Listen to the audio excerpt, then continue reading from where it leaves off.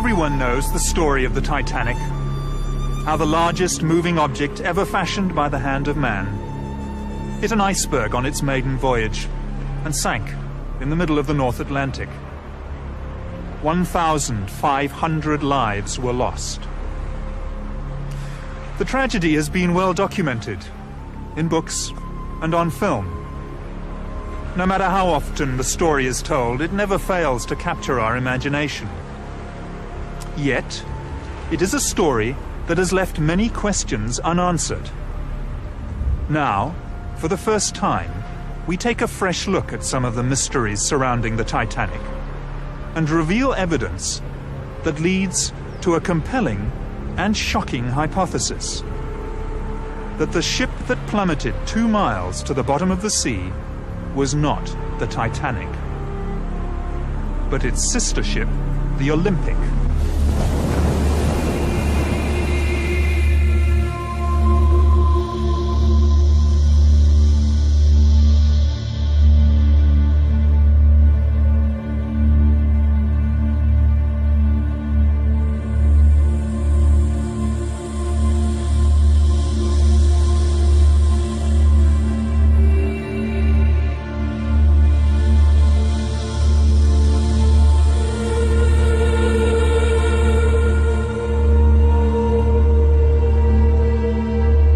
Titanic and the Olympic were built for the White Star Line by Belfast shipbuilders Harland and Wolff, whose chairman was Lord Pirrie. Harland and Wolff built ships almost exclusively for the White Star Line, which was acquired in 1903 by American financier J. Pierpont Morgan's International Mercantile Marine. This was part of a drive to create a monopoly on the lucrative North Atlantic passenger trade. Chairman of the White Star Line was J. Bruce Ismay. It was in fact Lord Pirrie who was responsible for bringing together Morgan's money and British engineering excellence. Over dinner at Pirrie's London residence in 1907, Lord Pirrie and White Star Line's Bruce Ismay conceived the idea of building 3 luxurious superliners. First the Olympic, then the Titanic, and finally the Britannic. The first of the new ships, Olympic and Titanic, were to be virtually identical.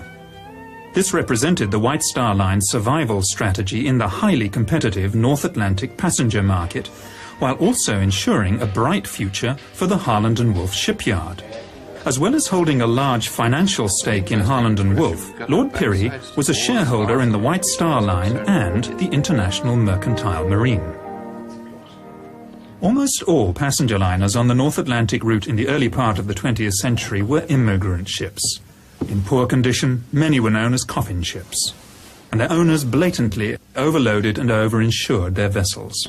In fact, it was an industry noted at the time for fraud.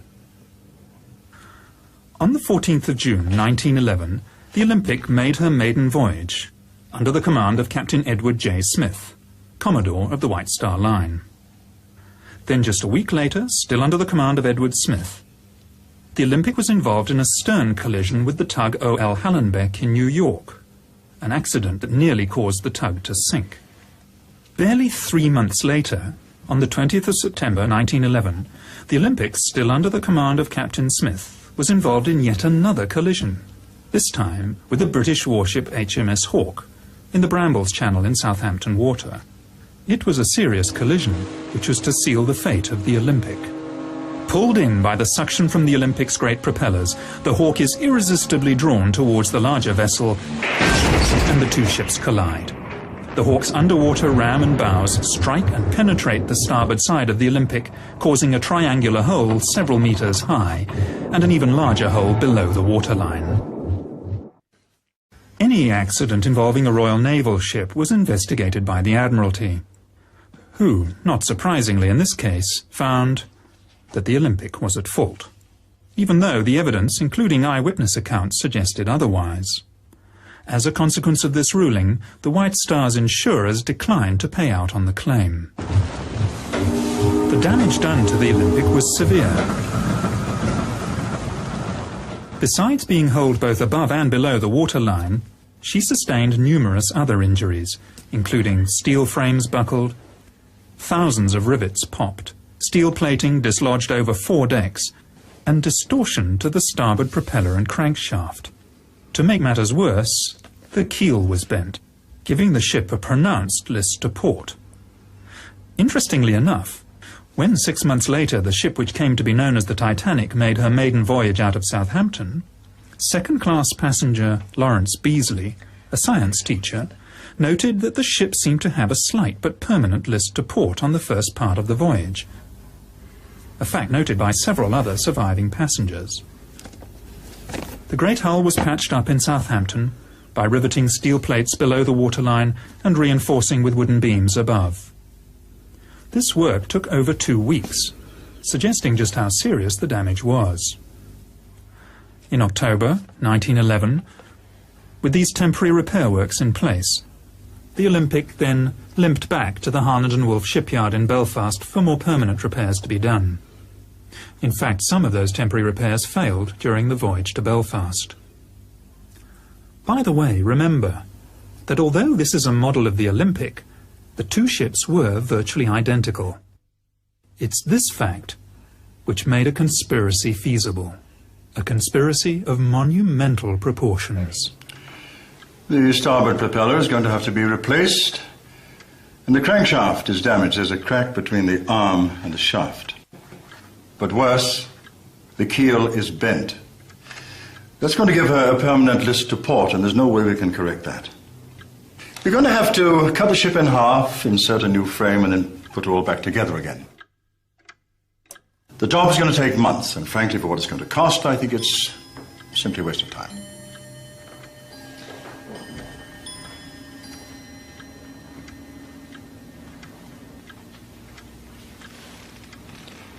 Can you not just patch her up till Titanic is ready? Well, we could put in a bulkhead to strengthen her. But to be honest, sir, she will never pass another Board of Trade inspection. In Belfast, the Titanic was nearing completion, but all work on her stopped so that every effort could be put into the repair of the Olympic. This work took 7 weeks instead of the 2 weeks originally planned, and involved replacing steel plates along fully 1/3 of the starboard side of the ship. Another indication that the damage was far worse than was originally thought. Now look at this. This is a film of the Olympic backing out of the dock in New York. You can see where she's been patched up on her starboard side. It's a huge area. And that's just the damage above the waterline. In order to get the Olympic back to sea and earning a profit as soon as possible, the starboard propeller, stamped with the Titanic's number 401 and not yet fitted to the Titanic, was fitted to the Olympic. This is a fact of some considerable significance, as we shall find out later. The Olympic's troubles, however, were only just beginning. After leaving New York Harbor on the 24th of February 1912, she ran over a sunken wreck off the Grand Banks and threw a propeller blade again on this starboard side. The loss of the propeller blade shock-loaded the engine and drive shaft and placed enormous stresses on the already weakened liner. She limped back to Southampton on only one engine, arriving there on the 28th of February. By the 2nd of March, she was once again in the Thompson dry dock in Belfast, having her propeller blade replaced. This should have taken only a few hours, but the Olympic was there, in Belfast, until the 7th of March. In Belfast, the Titanic and the Olympic were most often berthed side by side, and were regularly moved in and out of the Thompson dry dock, especially during repairs to the Olympic. On close examination of contemporary archive photographs, it is possible to see the minor differences in design that tell the 2 ships apart. On the forward part of sea deck, Olympic was built with 16 portholes. The Titanic with 14. Somewhat mysteriously, the Titanic has acquired 2 extra portholes between its launch and its maiden voyage. This clearly points to the possibility that the 2 ships were switched. At the time of Titanic's launch, the windows on B deck are clearly discernible as being evenly spaced. Yet at the time of her maiden voyage, they have taken on a distinctly uneven appearance. And whereas the Olympic had been open to the public for inspection in Belfast and Liverpool, Titanic was not. That first week in March 1912 was the last time that the Olympic and Titanic were together in Belfast. The twin ships side by side on the River Lagan. And that was when the decision to switch them could have been made. You can't be serious.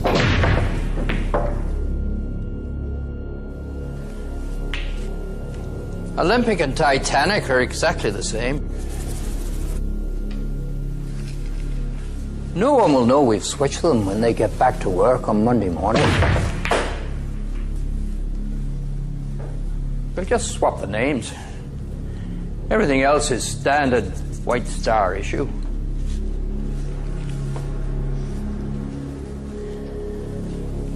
I have some boys at the yard who'll do the job for a couple of £100 each. Say nothing.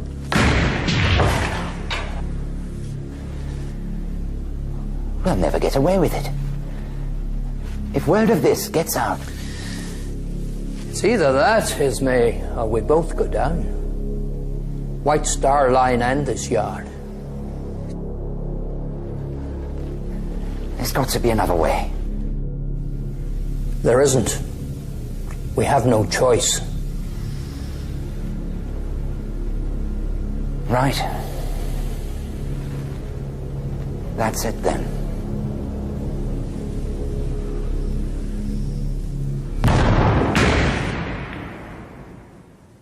Switching the two ships would have been a remarkably simple undertaking. There were no members of the press poking around or roving TV crews looking for a story. Even photography was in its infancy at the time. And generally, people believed what they were told to be the truth. All crockery, linen and so on was White Star standard issue, interchangeable from ship to ship. Letterheads and menus, etc. were styled to the particular ship, but could easily have been changed. Only the names on the bows and sterns of the ships, the nameplates on the lifeboats and 48 lifebelts would have to be swapped. This could easily have been achieved using a very small crew, literally over a weekend. And it's highly unlikely that anyone would have noticed a switch when they returned to work on Monday morning. White Star often used photographs, both exterior and interior, of the Olympic as the Titanic, in their advertisements and press releases. Both ships had tiled and linoleum flooring. Yet, just days before Titanic's maiden voyage, Ismay, chairman of the White Star Line, ordered her floors to be carpeted. Was this to cover Olympic's worn linoleum floors? The Harland and Wolff Yard was a vast labyrinth of buildings and workshops, as well as machinery and ships in various stages of completion. Any unusual activity would hardly be noticed. The social order of the day was such that the majority of the workers would never have thought to question their betters. They lived in a time when the majority of the population were told what to think, where to go, what to do and when to do it. It was also a lot easier in the early years of the century to bribe or even bully men into towing the company line, as we shall see when the surviving crew members returned to Britain. There was no social security safety net for the unemployed, and companies had the power to dismiss whole families of workers if one of them did not do as he was told. There's a wee scam going on here, and the bosses are in on it. They switched those ships 2 weeks ago, and I know it. Listen to me, Paddy. Any more talk from you about two ships being swapped over, and you'll end up at the bottom of the River Lagan. So remember that when you get back to your wife and your 17 kids. You Irish scum. The Olympics' original sea trials, conducted by the Board of Trade, lasted 2 full days, while the ship was put through its paces. Strangely, the Titanic's sea trials were a most peremptory affair.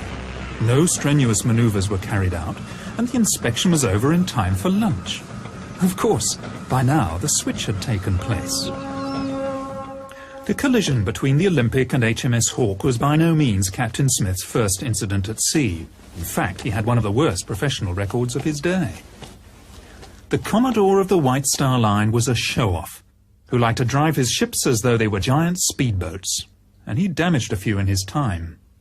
The 3 incidents involving the Olympic, which probably damaged her permanently, must have put him in a very serious position in the eyes of his employers. Could he perhaps have been summoned by J. Bruce Ismay, chairman of the White Star Line, once it became obvious that the Olympic was a write-off? If so, it would have been a meeting with the very gravest of consequences. Oh, come now, E.J. We've always been good to you. Kept you in brandy and cigars. Besides, it's not going to be that difficult. You've broken a few of our ships, E.J. The Republic, the Germanic, the Coptic. And when that fire broke out on the Majestic and those crewmen were killed... Yes, I know you denied it had ever happened. But we did know. We gave you command of the Olympic, and look what a disaster that's turned out to be. And we always paid you well, E.J. Look, it's not for me. It's for the company. We are in a desperate situation financially, especially after what happened to the Olympic. So, I'm sorry to have to put it to you like this, but you do owe us. We've arranged for a small steamer from the Leyland line to be in a position to take the passengers off. I have a good man lined up for the job. Lord. Captain Stanley Lord. Ever come across him? Well, he's done this sort of thing before. Well, he did the job so well, he received a commendation for it. So, there it is. He'll be there to lend a hand. And I'll be there, of course. Along for the ride. All right, then I want to choose my own officers. Yes. Of course, E.J. Men you can trust, eh? At the time of Titanic's maiden voyage, Britain was in the grip of a coal strike. Fuel was in short supply, and ships and men were laid up in Southampton. And yet, White Star Line had difficulty finding firemen and greasers to work below decks on the Titanic. After steaming from Belfast to Southampton, all but 2 of the firemen aboard the ill-fated liner refused to sign up again in Southampton for the voyage across the Atlantic, preferring to wait for employment on another ship. All these men, in the middle of a coal strike, with so many thousands laid off, what did they know?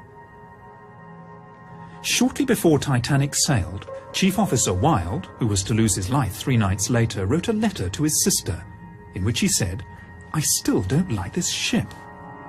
Strange thing for a man to say, who had just set foot on board the day before. Unless, of course, he realized he was actually on his old ship Olympic. It's strange to think that as the Olympic, now renamed the Titanic, was preparing to make her second maiden voyage, the ship that started out life as the Titanic and was now called the Olympic had to enter her working life with no fanfare at all.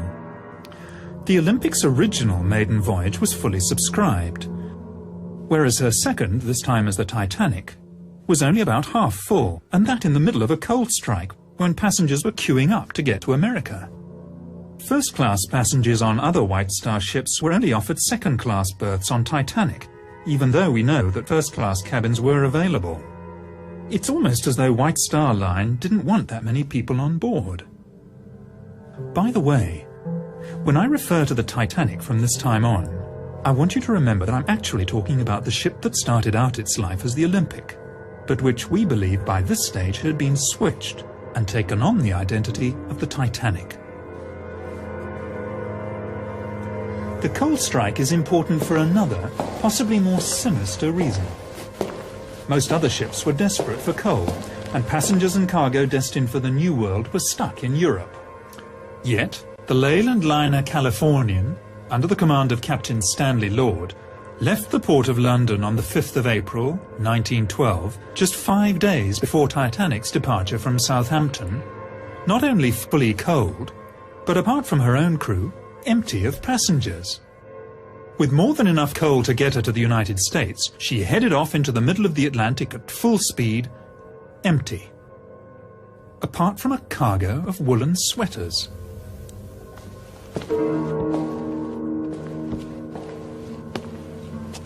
Over 50, mostly first-class passengers, cancelled their passages on the Titanic at the last minute. Many of them close friends and business associates of J.P. Morgan. Morgan himself cancelled his passage at the 11th hour, despite having the best suite on the ship, claiming illness. 2 days after the sinking, an American reporter found him in perfect health at the French resort of Aix-les-Bains, with his mistress. Morgan also had several valuable bronze statues, which he was planning to import to the United States, taken off the Titanic an hour before she sailed. Could Morgan have known the fate of the Titanic fully 4 days before the disaster? Florence Ismay, wife of J. Bruce Ismay, also turned down the opportunity of taking the maiden voyage on the world's most luxurious liner, preferring instead to take their children on a motoring holiday, after first claiming ill health. Now there is one thing that sailors fear above all else, and that is fire at sea. And yet when Titanic cast off from Southampton, there was a fire smouldering in number 10 coal bunker.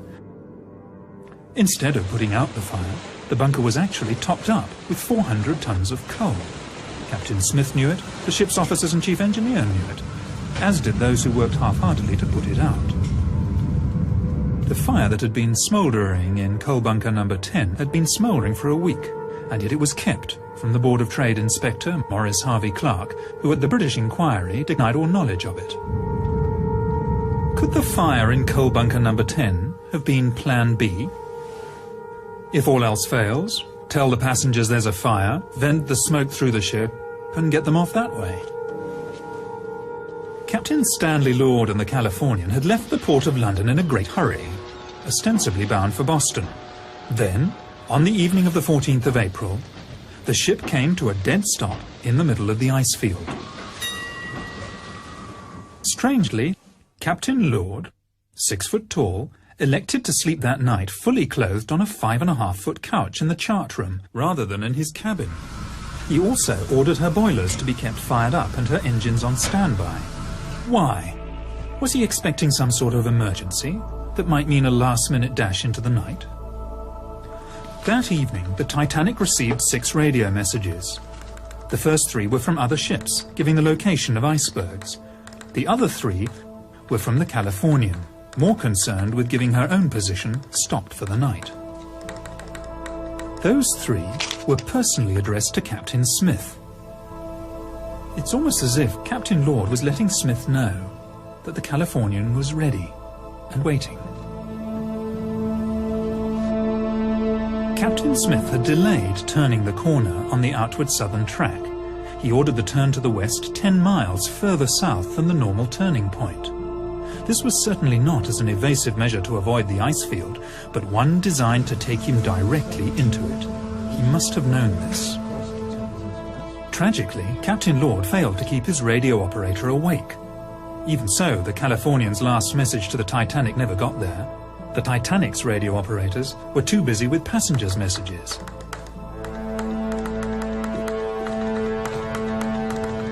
It was standard practice of the day for captains to run their ships at full speed through the ice field. Any object large enough to damage an iron steamship would be seen in plenty of time to avoid it. Other ships in the vicinity cruised on at full speed on that night, so in that respect Captain Smith was by no means unique. So why, then, was the Californian stopped? Had she reached her destination, and was she now waiting? Sometime before 11 p.m, lookouts Fred Fleet and Reginald Lee came on watch and climbed to the crow's nest. Captain Smith retired for the night, but coincidentally, like Stanley Lord, he also chose to rest fully clothed, not in his own cabin, but in the chart room behind the bridge, almost as if he expected to be called back to the bridge at any moment. It was very cold outside, and few, if any, passengers would have been on deck. First Officer Murdoch was standing on the open part of the starboard side of the bridge when he saw the iceberg about 800 yards ahead. He ordered the ship turned to port and, inexplicably, engines full astern. By reversing the engines, Murdoch was actually increasing the risk of collision, something he must have known. Maybe Murdoch, hand-picked by Captain Smith, was deciding to give the iceberg a nudge anyway. Given that the turning circle of the Titanic was 1,280 yards and the stopping distance 850 yards, Titanic should have been able to avoid the iceberg with the greatest of ease, even allowing for a slight delay while orders were given and the wheel turned the ship to port. So why didn't it? Second Officer Lightholler told the inquiry that before going off duty for the night, he would have been easily able to see an iceberg from 1.5 miles, more probably 2 miles away. He also said that the iceberg would have been just as visible from the bridge as from the crow's nest. Plenty of time to turn and avoid it then. In an emergency such as this, it was never a good idea to turn your broadside to danger. Even if Titanic had rammed the iceberg head-on, it would have stayed afloat. Although up to 250 crewmen would have been killed while they slept in their bunks in the bow. Apart from those on the bridge, and of course those in the forward boiler rooms, the glancing blow with the iceberg would have passed virtually unnoticed. The vibration felt by some of the passengers was almost certainly that caused by the reversing of the engines, and by the time anyone noticed what had happened, the iceberg had slipped away into the night. Captain Smith was on the bridge in a matter of seconds, but instead of a general call to stations, his officers acted as though there were no emergency at all. Second Officer Lightholler, awakened by the sound of steam letting off, claims to have stayed in his cabin until another officer came to get him. His evidence later, to the effect that he had stayed there because he was off duty and thought he should stay where he would expect to be found, simply does not ring true.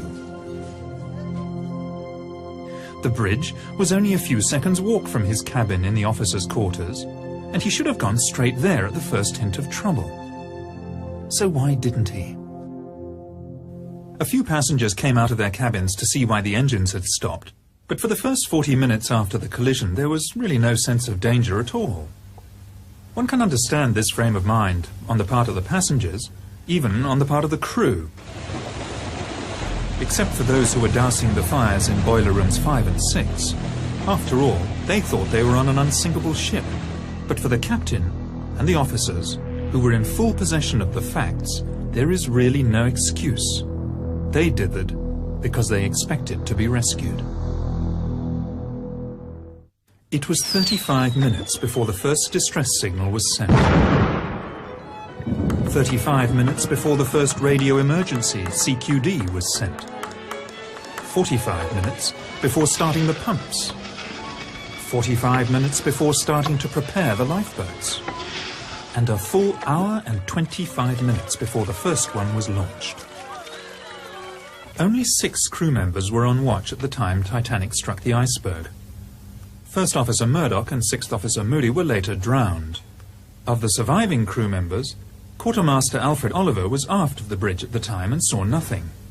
Helmsman Robert Hitchins was hastily transferred to a job as harbour master in Cape Town, which leaves lookouts Frederick, Fleet and Reginald Lee.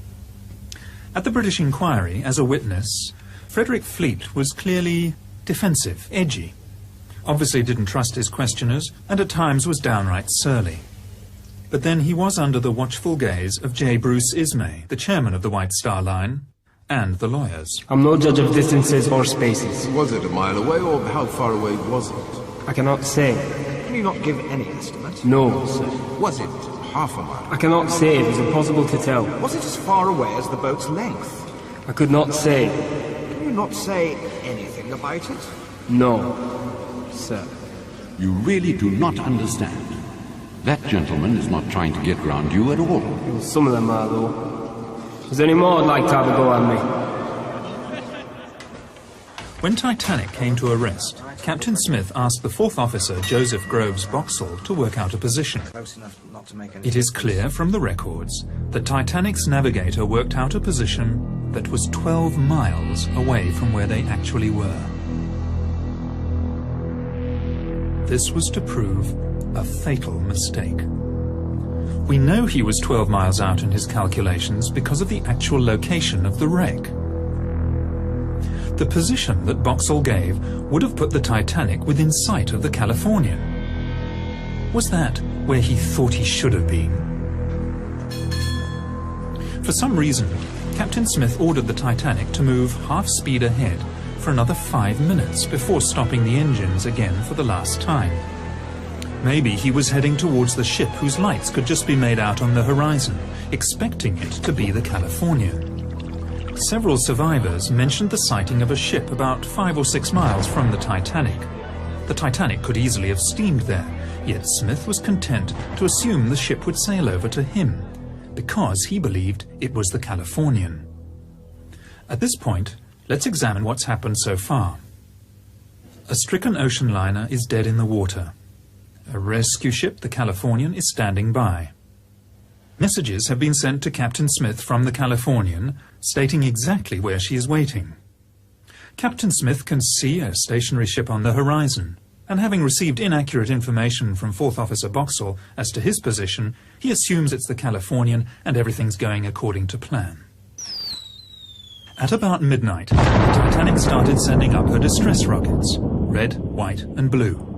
Rockets could also be seen from the bridge of the Californian, and this was duly reported to Captain Lord.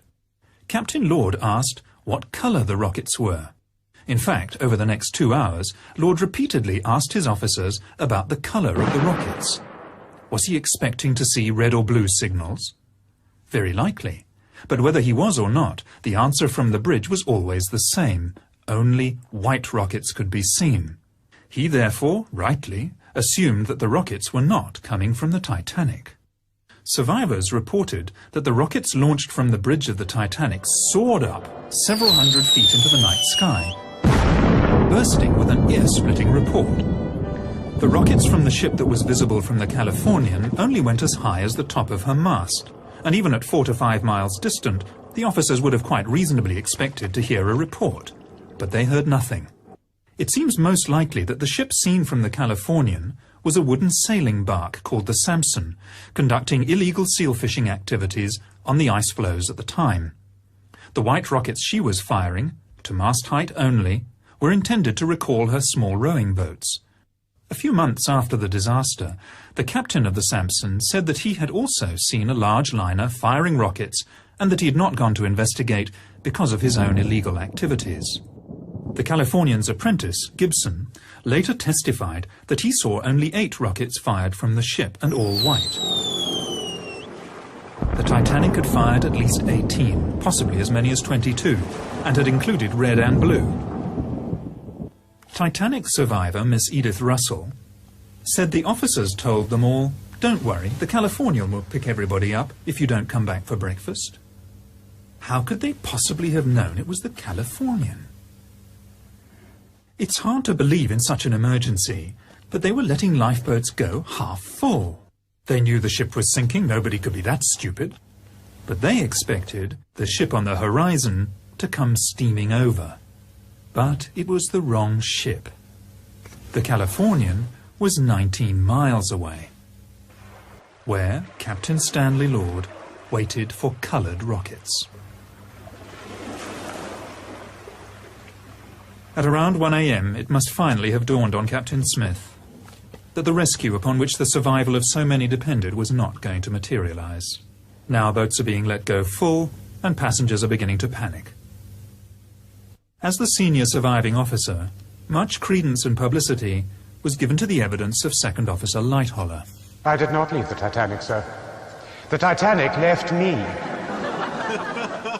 He was evasive in response to pertinent questions at the American and British inquiries, out to protect first and foremost his own reputation and then that of the White Star Line.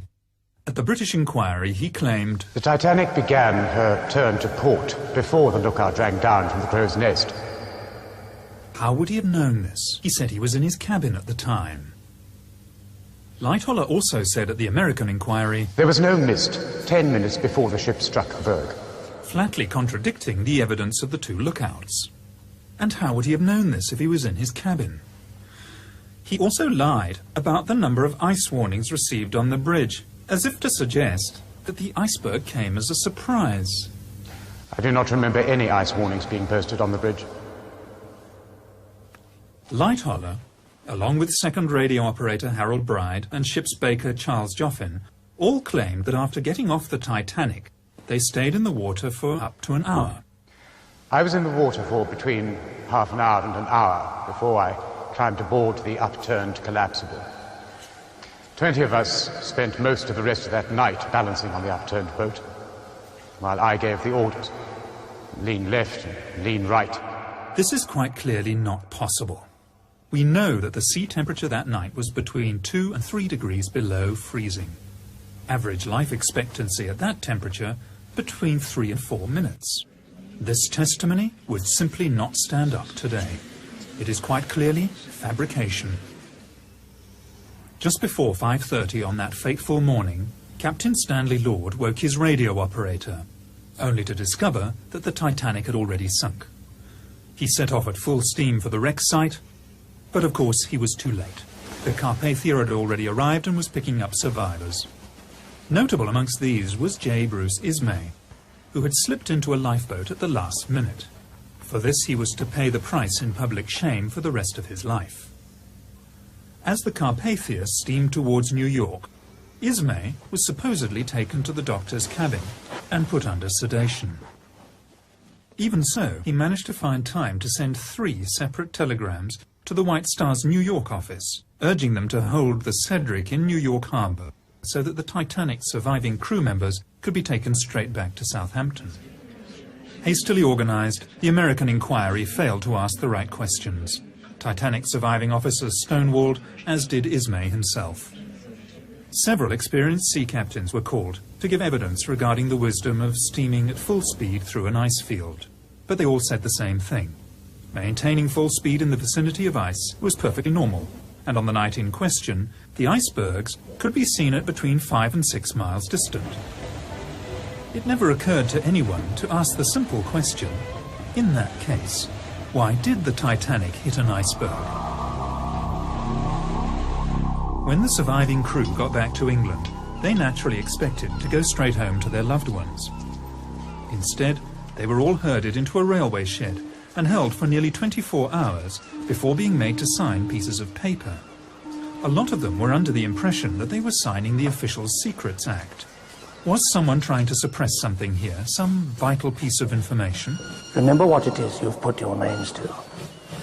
If there's any talk of the ship being swamped in Belfast, or any stories of insurance fraud going on, then there will be 20 years of His Majesty's pleasure awaiting you and no job to come out to when it's over.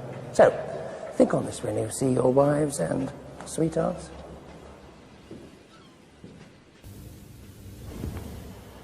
Ismay, Lightoller and the other surviving officers all came back to England on the steamship Adriatic. There can be little doubt as to the main subject of conversation on their voyage. They were all to be star witnesses in the forthcoming British inquiry.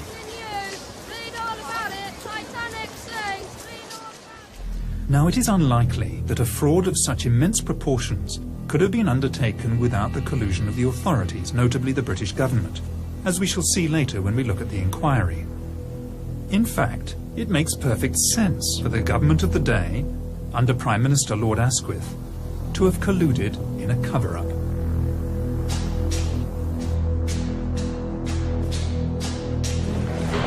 You'll never believe what they've just done.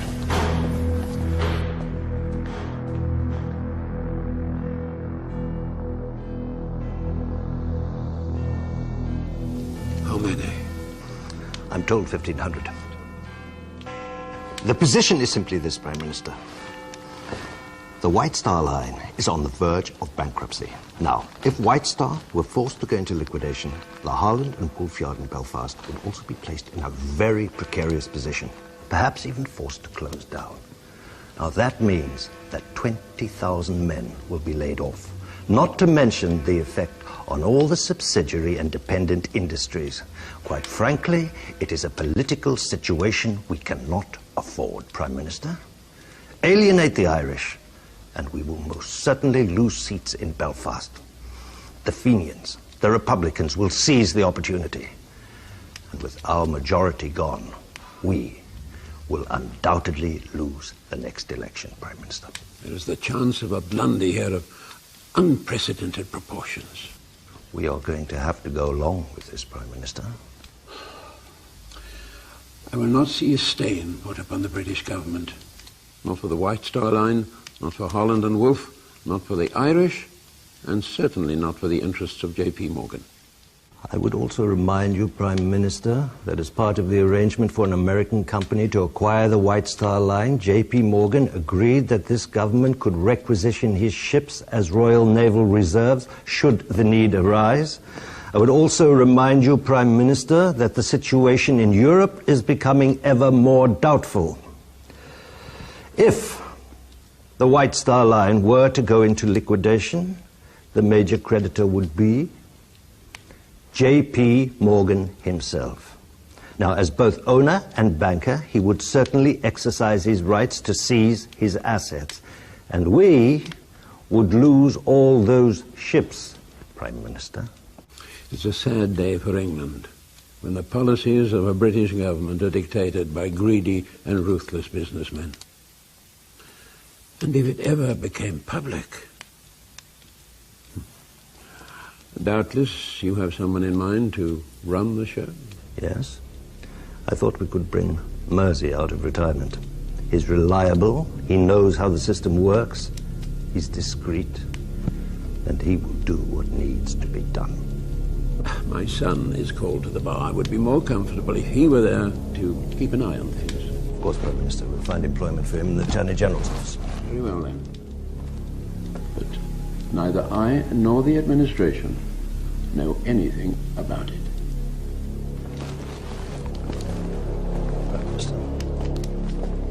So, the Board of Trade inquiry was to be conducted by Lord Mersey, President of the Board of Trade and no stranger to the art of cover-up. Since the enormous loss of life was in part due to outdated Board of Trade regulations regarding the number of lifeboats to be carried by ships and the safety of ships at sea generally, it was hardly likely that the inquiry was going to be too concerned with uncovering the truth, the Board of Trade being both plaintiff and defendant in the case. The hearings were held at the Scottish Drill Hall in London, where the acoustics were so bad that spectators in the public galleries found it difficult to hear everything that was said. Lord Mersey had complained about the unfortunate choice of venue, but then again it had been booked by his son.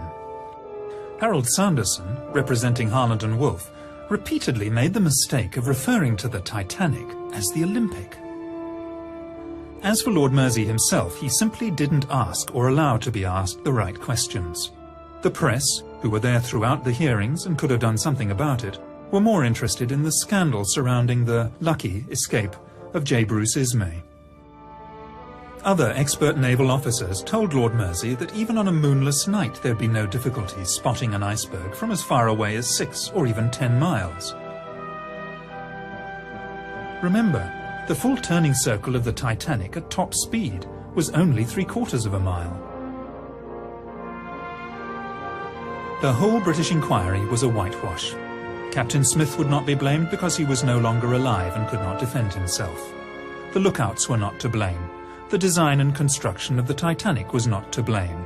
Neither were her officers or her owners. In fact, no one was to blame, except Captain Lord. Captain Lord stood alone. If Lord Mersey heard anything at the inquiry that he didn't like, he simply ignored it. She looked like a small tramp steamer about 5 miles away. They were firing rockets just after midnight. Altogether, she fired 8 rockets, and all white, and rose no further than the masthead.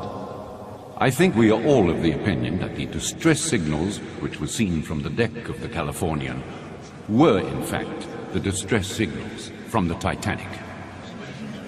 I went down below to Captain Lord, who was sleeping in the chart room. He asked me again if I was sure there was no color in the rockets. So I said, no, they were all white. I think the onus of proof in this matter is upon the Californian. That it will be for the Californian to satisfy us that they were not the signals of the Titanic. Whenever a Titanic survivor referred to the mystery ship that they'd seen on the horizon, as often as not, Lord Mersey would interject with, "You mean the Californian?" There was barely an attempt at cross-examination, and, as happened so often, Captain Lord declined to defend himself. Perhaps out of fear that he might reveal his part in the conspiracy. Furthermore, when the inquiry heard from passengers who'd been aboard the Mount Temple that they'd actually seen the Titanic on the horizon and were even close enough to hear the last 2 reports of her rockets, Lord Mersey repeatedly interrupted them. You do not give me the answers that please me. Of course, if Lord Mersey was a party to the cover-up, he would have known about Captain Lord's secret mission and of how the rescue plan failed, largely because of circumstances outside Captain Lord's control. And yet, Lord Mersey repeatedly interrupted the testimony of Californian's officers and instead accepted evidence against Captain Lord that would have been laughed out of court under normal circumstances. Was Captain Lord being made a scapegoat because he had failed to do what he'd been engaged to do on the night of the disaster?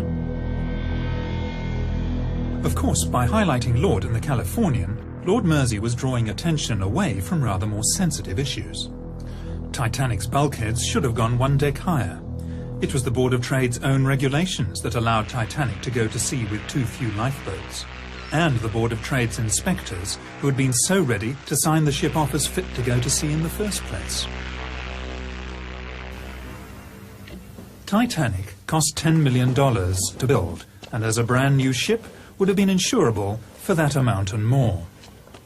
The Olympic, on the other hand, damaged beyond economic repair, would only have been insurable for a much smaller amount.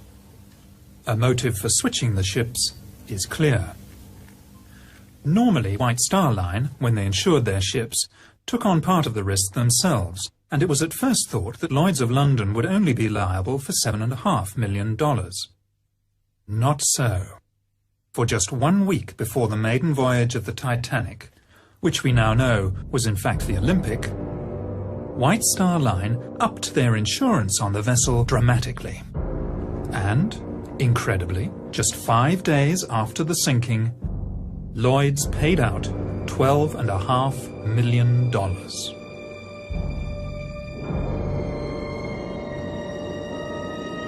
Although 3/4 of a century at the bottom of the Atlantic Ocean did not exactly preserve Titanic in museum-like condition, there is enough left of the wreck to give us more than just an idea of what really happened. Corrosion has done its relentless work, but where the original black paint of the hull has flaked away, it is still possible to see spots of grey paint, which formed the undercoat, except that grey paint was only used as an undercoat on the Olympic and not on the Titanic. Examination of the starboard propeller reveals the number 01 stamped into the metal. In fairness, there is too much corrosion to make out the number 4 clearly, but remember the starboard propeller, numbered 401 for the Titanic, was put on the Olympic as part of the repairs after the collision with the Hawk. Remote cameras under the control of the discoverer of the Titanic wreck, Dr. Robert Ballard, have examined the stern section of the ship. They show that in addition to the lateral bulkheads that were a feature of both the Titanic and the Olympic, there is a longitudinal bulkhead in the stern section where there was none on the original plans for either vessel. The position of this bulkhead suggests a temporary repair has been carried out to strengthen the keel, a keel perhaps damaged by the collision with HMS Hawk. And finally, a close look at the bow could reveal the most damning evidence of all. In 1986, the French National Oceanographic Institute examined the wreck with Dr. Robert Ballard. One of the things they checked was the name of the ship. In keeping with White Star tradition, both ships had their names engraved into the upper bow plates in letters 4 foot high. Examination of the wreck and the name Titanic shows that it is made of iron letters which have been riveted onto the original bow plates. With the passage of time, 2 of the letters have dropped off and been lost forever in the sediment of the seabed. At the place where they once were, engraved into the hull, are the letters M and P.